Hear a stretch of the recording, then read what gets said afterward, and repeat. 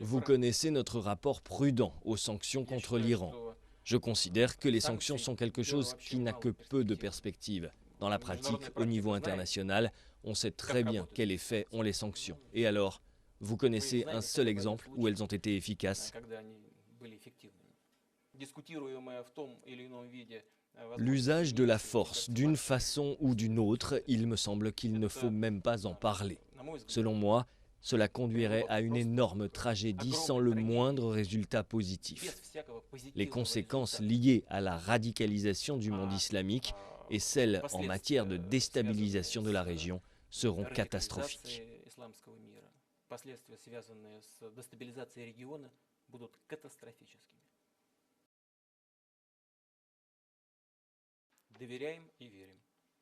Nous faisons confiance et avons foi en l'euro. Sinon, nous ne garderions pas en euros une telle quantité de nos réserves en devises et en or.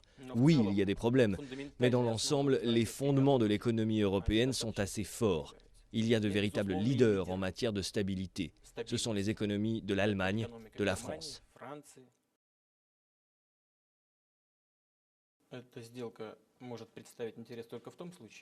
Cette transaction ne peut être intéressante que si elle est accompagnée en parallèle d'un transfert de technologie.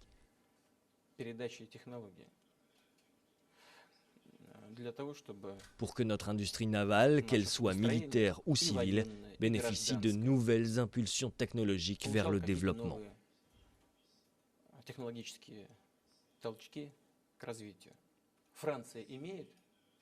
L'armée française possède des porte-hélicoptères de ce type?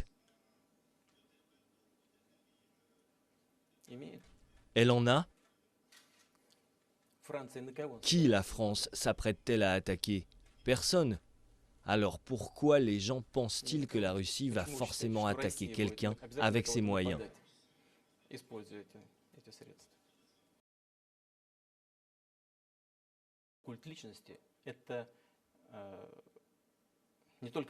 Le culte de la personnalité, ce n'est pas seulement quand une personne est au centre des attentions. C'est aussi une violation massive de la loi accompagnée de répression. Même dans un cauchemar, je ne peux m'imaginer que cela puisse se reproduire dans la Russie d'aujourd'hui.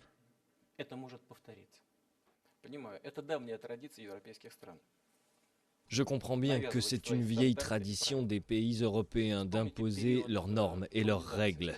Souvenez-vous de la colonisation en Afrique.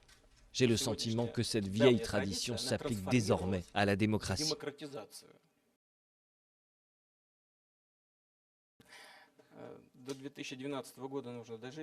Il faut d'abord vivre jusqu'en 2012. Aujourd'hui, nous sommes en 2010. Le plus important est que j'ai la possibilité de servir mon peuple, mon pays.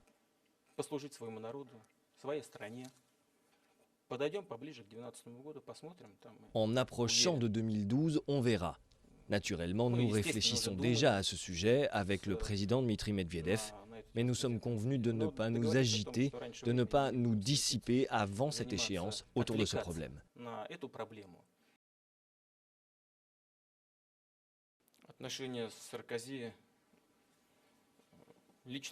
Mes relations personnelles avec Sarkozy sont très bonnes. Ce sont des relations de camaraderie et je dirais même d'amitié.